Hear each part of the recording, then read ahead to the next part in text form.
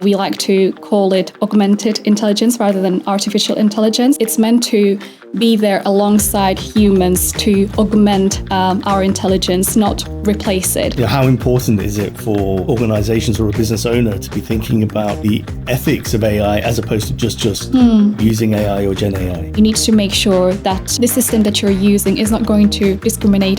Really excited to welcome Anna Nguyenova, Senior Consultant AI Analytics at IBM. An alumni of Salford Business School, Anna now helps organizations understand and adopt AI. So Anna, let's dive straight in. Tell us a little bit about your role and the types of organizations you get to work with. Well, thank you very much for having me. I'm very happy to be here. About my role, so I'm a business transformation consultant at IBM, and my focus has been on leading different data and AI, and most recently Gen AI projects as well, across various industries. So the experience that I have come across is within the government, healthcare, consumer products, retail, and banking industries. That's quite a spread of different organizations. Are you seeing kind of consistencies or patterns in terms of, when we talk about AI and Gen AI? Yes, I would think that all of our clients usually have very similar objectives when it comes to what AI can help them with. But when you then look into the specific industries, of course, depending on the industry, but also depending on the client, on the size of the client, on where the client is when it comes to their technology journey, the requirements and the objectives slightly differ. So I would say that it's quite varied, and I think that that's the beauty of it as well, because we then are able to help clients with very different things, but using the experience that we have gathered from our previous interactions. Like you say, in terms of organizations at different stages of their transformation, every organization is going through some kind of transformation right now.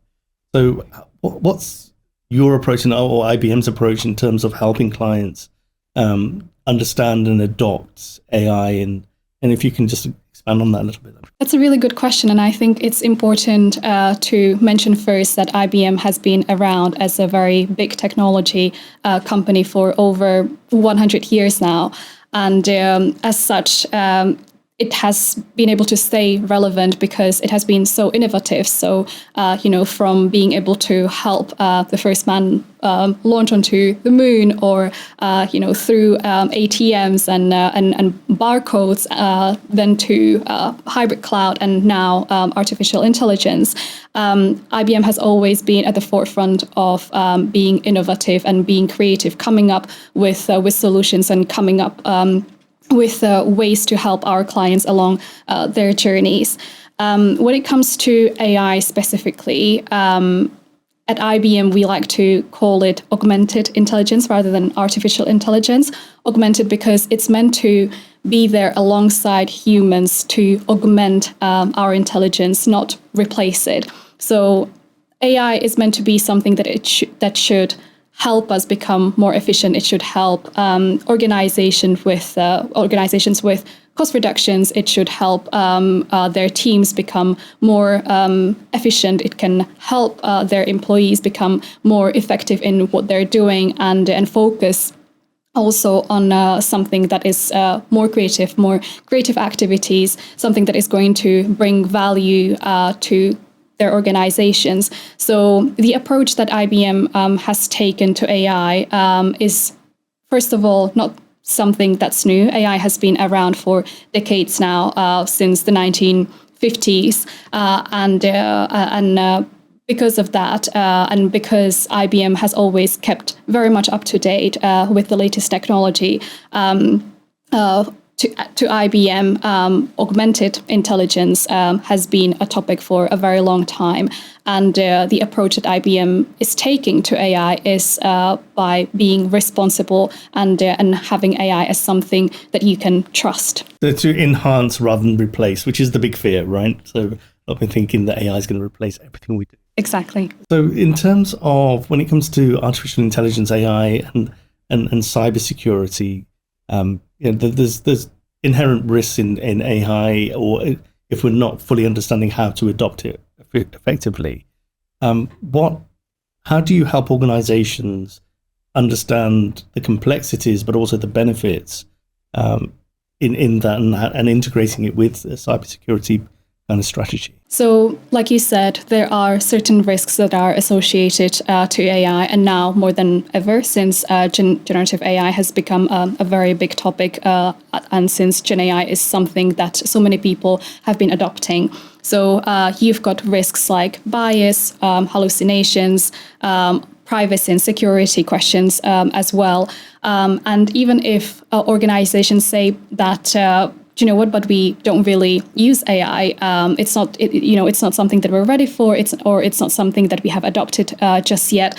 I think with the reach that Gen AI has had in the past couple of years, the organizations should also take a look at their employees and see whether they are or they might be using Gen AI to become more efficient in their work. So even if it's just something, let's say, simple like using generative AI to help with email creation, if the employees are using it to become more efficient at their job, then there is still the risk of what we call the shadow AI, which is when employees or teams are using AI that has not been adopted or authorized by the organizations, that can then create the risk of exposing the organization's data to the world.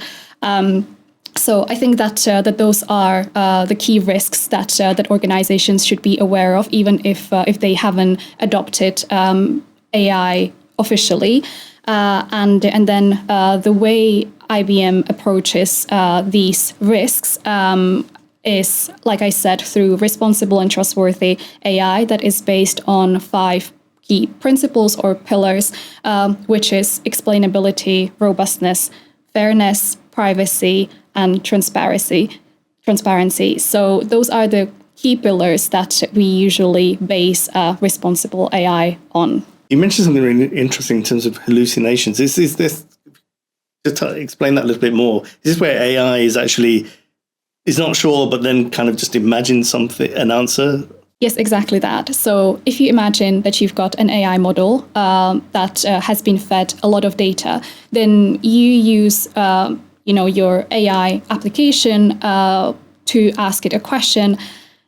The AI model can then create some responses based on the data that it has been fed, but where it's not sure how to put the information that it has gathered, the data together, it can create hallucinations. It can give you a very convincing answer to your question. You have no way of telling whether it's correct or not, and that's where it's hallucinating, when it generates an answer that it thinks is accurate, but actually it's not really giving you an accurate response. It's just basically gathering information that it has been fed, putting it together, and then feeding it to you as the user.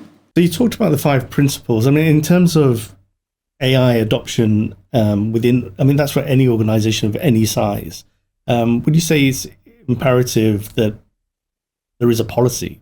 So if you're going to use AI, that is something that the organization has, you mentioned, approved, as opposed to just the multitude of AI offerings that are out there right now? Yes.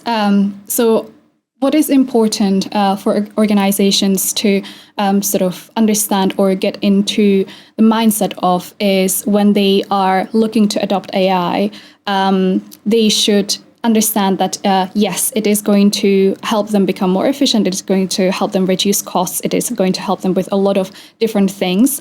But it's equally important to understand what they should be putting in place so that they can ensure that the AI that they're using is safe to be used, and that by adopting those processes to make sure that their AI is safe, they are also going to let their clients and customers know that their customers can trust them. Because if the clients or if the customers don't really know where the AI is coming from that the organization is using, then they then cannot really know whether they can trust the organization with their own data or if they can trust the organization at all. So it's always important for the organizations to understand that this is something that they should be thinking about whilst they're looking to adopt AI, and that whatever they're going to put in place aligns with the organization's values as well. So AI and ethical AI should be very much embedded within their company culture, rather than something that is going to be a sort of an afterthought. So the importance of having a strategy, but the impact that AI can potentially have on cybersecurity, because you mentioned data and trust. So having robust systems in place to ensure your data is safe, or your clients' customers' data is safe. What can a company be thinking, or should a company be thinking about this intersection between AI and cybersecurity? Mm-hmm. So if you imagine an AI deployment, it can be split into three different parts. So at the beginning, the first part, you have got data. So that's the data that you're going to use to then feed your model that is going to be used to basically train whatever model you're going to use. Then the second one, I've already touched on that, is the model that you're using. And then the third one is then the use of AI. So that can be any sort of application that you're using where basically the application is using the input from the model and from the data to then generate results for you. So if you think about it in these three parts, every single part should be equally protected. So the data that you've got needs to be protected from any sort of exposure. You need to understand where the data comes from, how sensitive it is, and what data you're basically dealing with when you're then using it to train the model. With the model, again, you need to ensure that it's being scanned, that it's being monitored, so that there is no malicious malware or anything that can attack the model, basically. And then the third one is the application itself. So again, you should have some processes in place to ensure that the application that you're using is secure. So if I expand a little bit more on the 5 key principles of responsible AI that I touched on previously, then if we take the first one, which is explainability, if, let's say, you're using a generative AI application to ask it a very simple question like, "Can you help me, generate this email that I'm writing right now?" You don't think too much about where the email comes from or how the AI got to writing the email. But what if it's something with much more impact? What if you're using the AI to help you with some crucial decision making as a business owner or as a healthcare specialist? What if the AI is helping you diagnose a disease? So then what you want from the AI is to be able to explain to you how it got into a certain conclusion. So that is explainability. Explainable AI should be around the AI being able to explain how it got to the response that it's giving to you. Then the second one is fairness. So I've talked about bias, and a fair AI shouldn't really have any bias against someone, but it should also not have any bias towards someone. So it shouldn't really discriminate a certain group of people based on their background, demographics, where they come from, their cultural circumstances, and also it shouldn't really put certain people in an advantage because the data that has been used is not hasn't been sufficient to basically train the model that you're using. So that is around a fair AI that should be inclusive enough to basically consider everyone who is using the AI or who the AI is being impacted by. Then the third one is robustness. So you've talked about this as well. So yes, an AI should be definitely robust enough so that if there is an attack or if there is something malicious that is meant to happen to your AI system, then the AI should be able to recognize that and handle it in an effective way.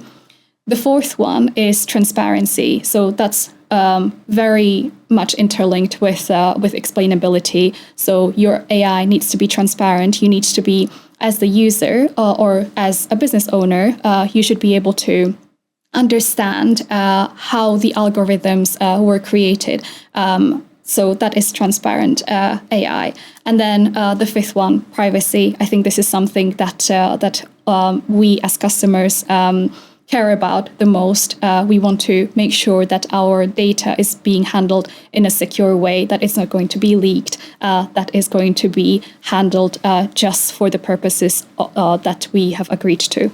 How important is it for organizations or a business owner to be thinking about the ethics of AI as opposed to just using AI or Gen AI? So if I go back more than a couple of years ago when the boom of generative AI happened and where it was adopted at a very big speed by a very large number of people across the entire planet, people were feeding generative AI all sorts of information, all sorts of data without really thinking about what the impact could be.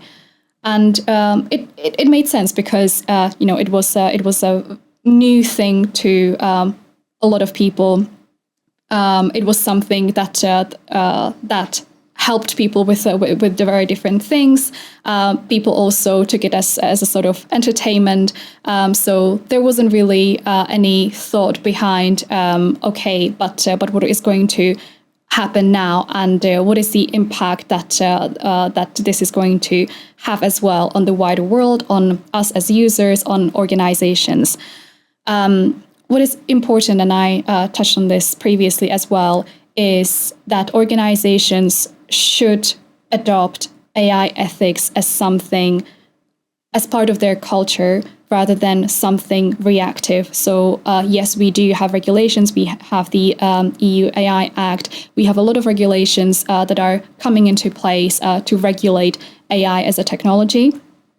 On the other hand, we shouldn't just be reacting to certain regulations just to make sure that we're compliant. We should be, from our own initiative, thinking about the impact that AI can have and be proactive with putting guidelines and guardrails in place so that we can make sure that the AI that we're providing is ethical and that is secure enough for us to be using it, but for our end users as well to be confident that they can trust the AI that we have implemented. That's fascinating, because what you're saying, what I'm taking from that is the fact that we did use Gen AI for entertainment purposes, really, just to test and see what we could come up with. But really what we were doing is feeding it with information without actually any thought about how that was actually going to be training and developing that model. Exactly. When we talk about use of AI and companies having it as part of their culture, just essentially making sure that it is part of their DNA to be thinking in ethical ways. How does that intersect with cybersecurity then? Because all of a sudden now, then cybersecurity and specialists, and also it itself, cybersecurity, needs to be thinking about what are the potential hurdles or challenges that AI presents cyber. So if I link my response to what you talked about with people using AI as sort of an entertainment without realizing what information they were actually feeding the AI. So that goes back to what I was mentioning at the beginning around some organizations arguing that, we don't use AI. We don't have an AI system implemented at the moment. We don't use it to make any sort of decisions at a business level. But then if you take the employees, they could be using it. They could be using ChatGPT or any other AI on their work laptops or on their work phones. They can be using it for their personal purposes, but also to help them with certain processes. If they see that Gen AI can help them make something faster, they're going to use it without really, informing their IT team or anyone within the company, because they don't really realize that this is something that they should be disclosing. They might not be realizing that the AI is actually going to take the data that it has been fed, and that creates the risk of exposing their organization's data if you're not being careful. If people try to use the generative AI system for, let's say, I don't know, an analysis, and they use the actual company's data to do that, then there's the risk of very big exposure. So I would say that is a very big cybersecurity risk, because that data can then be very easily abused.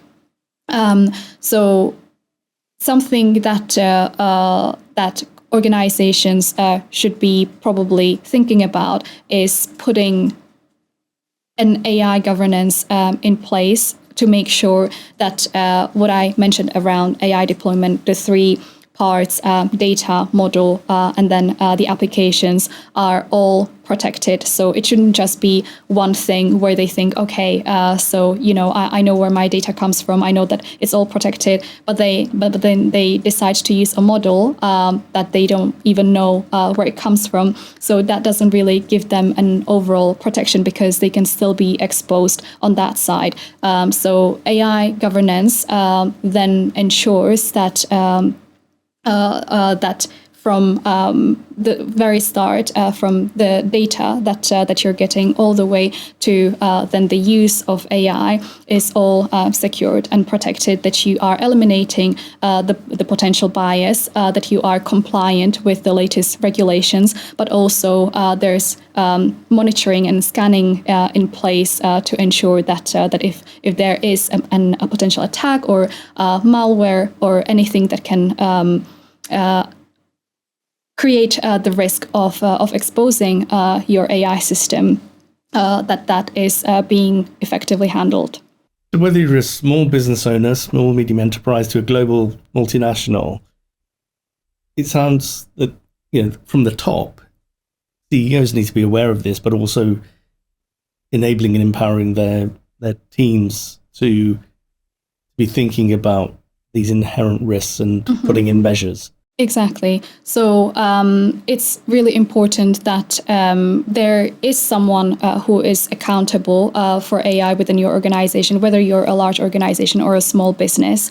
But also it's really important that everyone within your organization is being educated on the potential risks of AI. And it's always much easier to try and explain to your employees that or inform them about the potential impact of the use of AI if it's not authorized by the company. And of course, the companies might not be able to ban their employees from using generative AI systems, but what they can put in place is to understand what the employees need an AI system for, how it's helping them, and then put certain guardrails into use so that the employees understand that when they're using the AI, they're using the AI in a responsible way that is not going to expose their company. We mentioned, or it was discussed earlier, in the kind of, talked about ethics and we talked about biases. You're a woman in tech. How important is it to have different views and lenses in the design and build AI models when dealing with issues around AI in the intersection with cybersecurity? That's a very good question, because I did mention bias as one of the AI risks, and it's always really important that whatever you're doing, you try to get different perspectives on, an innovation that you're creating, a new solution that you're working on. And with AI, it's as important because if you're going to use AI to help you with certain decisions or with analysis, or if, let's say, as an example, if you're using AI to help you with recruitment processes, then you need to make sure that the system that you're using is not going to discriminate against a certain demographics, a certain group of people, certain backgrounds. So that's why it's really important that you do get the different perspectives from different people who can provide the more diversity that can then help you create a model or adopt a model that is going to make sure, or that is going to not make sure, but eliminate basically, or decrease the chances of it being biased. And speaking from my own experience, I have always been very passionate about the D&I agenda. I'm very passionate about people. I did talk about the importance of data for any organization. That is any organization's biggest asset that they've got, because that's their competitive advantage. But at the same time, people are at the heart of everything. People are the ones who make things happen. That's why I also mentioned augmented intelligence as opposed to artificial intelligence. So it's also important to nurture people, to constantly educate them, to make sure that they thrive in whatever environment they're working in, and that's something that has been my focus alongside my main job as data and AI projects. What are you doing out there to encourage more people from diverse backgrounds and more women in tech? So a little bit of context and a little bit about my background as well. I come from the Czech Republic originally. That's where I was born and raised as well. You can tell that I'm Asian. So my family comes from Vietnam. And when I grew up, so rich cultural heritage. Yeah, you can say that. So when I was growing up, the Czech Republic by default is not a very diverse country. It has becoming more diverse now, but it wasn't certainly in the past. And it certainly wasn't at the time when I was growing up. I also come from a fairly smallish city, so that was that created even more challenges. So the environment that I grew up in wasn't very diverse, and I would even say that when I was still in school, I didn't have a lot of exposure to technology in general, other than the one that I was using or that I was trying to learn more about in my free time. But I never really saw it as something that I could build my career on. And the reason is women were discouraged from even thinking about taking up a technology career path. It was always something that was talked about with the boys in the classroom rather than the girls. As a woman, I was encouraged to do a degree that had to do something with teaching, or I could become a nurse. I could become something that wasn't basically technical. It didn't have anything to do with any technology. And also the topics of technology at that time were very limited, especially in my school. So when you did talk about tech, it was mostly around programming, and that was it. We didn't really have a good idea of what technology could do. So it was years later. I also studied international business here at Salford Uni. So it was years later when I came across technology, and that was at IBM through the university actually. So I did a placement here at IBM, and that's how I started learning more about the potential of technology, what it can do to help the world become a better place, what it can do to drive a positive change. And that's how I started discovering that anyone with enough passion and motivation can be in tech, and it's really important that we do enable other people to be in the field, to learn more about the field, to try and upskill themselves in technology, because it's really important to get those diverse perspectives from different people. So I have joined various initiatives directly at IBM. That's something that I was very happy about as well, about the organization, that it enables all of us to do a lot of other activities outside of our main roles. So a company, an organization that maps to your values. Exactly. Yes. So through that, I was able to lead different diversity and inclusion initiatives. My team and I have come up with D&I allyship workshops where we educated over 500 IBMers on the importance of being D&I allies to other people, what it means, how it can help their teams become more efficient, how it can help them understand their clients better. I led our Asian Business Resource Group in the UK as well. So again, trying to nurture the culture of Asian IBMers, but also trying to educate non-Asian IBMers about why our culture is important to us, what we do, and what sort of conversations we can have together to create a more inclusive place to work.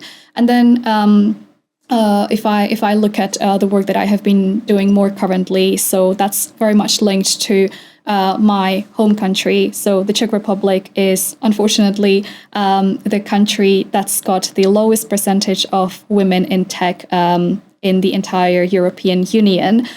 So because I see that gap and because I know the challenges that I went through when I was a child, what I try to do is now to work with different organizations to help high school students and women specifically as well to be more aware of the potential that they have and what they can be doing in the technology field.